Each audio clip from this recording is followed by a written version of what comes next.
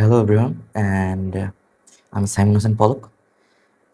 হচ্ছে লাস্ট ২ দিনের রিয়েলাইজেশন থেকে আমি আসলে মনে হইলো যে আমি আসলে ব্যাপারটা রিয়ালাইজ করতে পারলাম, যে ফিল করতে পারলাম যে আসলে শুনতে খারাপ লাগলেও এটা সত্য যে আমরা সবচেয়ে বেশি দক্ষতার সাথে যেটা করতে পারি সেটা হলো অন্যের উপর নিজের যে ব্যর্থতা সেটার দোষ চাপাই দেওয়া। হ্যাঁ? আ যেমন সম্পর্ক নষ্ট হলে আমরা সাধারণত সঙ্গীর দোষ দিই, এক্সকে ব্লেম করি। যদি আমাদের ব্যবসা খারাপ যায়, আমরা হচ্ছে পার্টনারকে দোষ দিই, আমার পার্টনার খারাপ ছিল। অনেক। আবার সচরাচর দেখা যায়, সচরাচর সবার ভিতরে পরীক্ষা দেয় যারা পরীক্ষার্থী, শিক্ষার্থী তাদের ভিতরে এই টেনডেন্সিটা বেশি যে পরীক্ষা খারাপ হইলে স্যার খাতা খারাপ করে দেখছে, আ স্যার ভালো না। আসলে এই ব্যাপারগুলো কি মানুষের সেই যুগ থেকেই চলে আসতেছে? না এই রিসেন্টলি এই সময়ে এসেই এমন হইতেছে? তো এইটা নিয়ে কথাবার্তা দেখছিলাম, ঘাঁটছিলাম, শুনতেছিলাম, বিভিন্ন জনের সাথে কথা বলতেছিলাম। তো পড়তে, দেখতে, খুঁজতে পাইলাম যে হচ্ছে মনোবিজ্ঞানের ভাষায় এটাকে বলে হচ্ছে সেলফ সার্ভিং বায়াস। তো মানুষের মস্তিষ্কে স্বাভাবিকভাবেই ভালো ফলাফলের কৃতিত্ব নিজের দিকে টানতে বা খারাপ ফলাফলের দায় অন্যজনের উপরে দিয়ে দিতে, মানে এটা আসলে মানুষের মনের বা ব্রেইনের মানে একটা ফাংশন।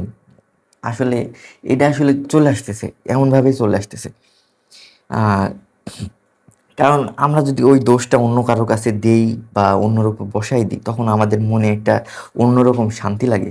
তো ওই জায়গায় থেকে আসলে এই জিনিসগুলো সেই যুগ কাল থেকে চলে আসতেছে। আমার এখন মনে হয় যে হচ্ছে কোনো মানুষ যদি কোনো এক সময় বা কোনো একটা কাজে ফেইল হয় বা ধরেন সাপোজ সম্পর্ক নষ্ট হইলো, তখন সবার ১ম এ আসলে নিজেকে ব্লেম দেওয়া উচিত যে আসলে আমার কোন জায়গায় কমতি ছিল? আসলে আমি কি সম্পর্কটা টিকায় রাখতে চেয়েছিলাম বা চাচ্ছিলাম? বা আবার ধরেন ব্যবসায় লস খাইলাম। লস খাইলে আসলে তখন চিন্তা ভাবনা বা জিজ্ঞেস করা উচিত যে, "আমার সিদ্ধান্ত নেওয়াগুলো কি ঠিক ছিল? আমার সিদ্ধান্তটা কি ঠিক ছিল? বা এই সিদ্ধান্তটার কারণে কি আমার এই ভুলটা হয়েছে?" আবার পরীক্ষায় খারাপ হইলে তখন আবার নিজেকে প্রশ্ন করা। ফার্স্ট অফ অল নিজেকে কোয়েশ্চেন করা যে, আসলে কি আমি সঠিক প্রস্তুতি নিয়ে হচ্ছে এক্সামে গিয়েছিলাম? বা আমার আসলে আমি কি অ্যাপ্রোপ্রিয়েট ভাবে কি এক্সামটা দিয়েছিলাম? বা আমার আশা অনুরূপ এক্সামটা কি দিছি? তো আসলে আমার কাছে মনে হয় এই কোয়েশ্চেন গুলো করলে আসলে এই যে ব্লেম দেওয়া বা সেলফ সার্ভিস যে বায়াসটা, এটা হচ্ছে মানুষকে এটা থেকে হয়তোবা মানুষ প্রিভেন্ট হইতে পারবে। এবং আমার মনে হয় যে আসলে এইগুলো করলে আমরা ওই নির্দিষ্ট জায়গায় বা আমাদের নিজের উপর যে রিগ্রেট ফিল, এটা আসলে আর থাকবে না। আস্তে, আস্তে আমরা ইমপ্রুভ করব। চিন্তাভাবনা আমাদের অনেক বড় কিছু হবে। তো আমার রিয়ালাইজেশন থেকে আমার ছোট মাথায় যে যতটুকু আ আমার যে আসলে আমি যতটুকু রিয়ালাইজ করছি সেটুকু শেয়ার করলাম। And thank you for listening me and give me a support. Tata, see you. Hello Sadia, ওই তোমার জন্য আমার কালকে পরীক্ষা খারাপ হয়েছে, তুমি কি জানো?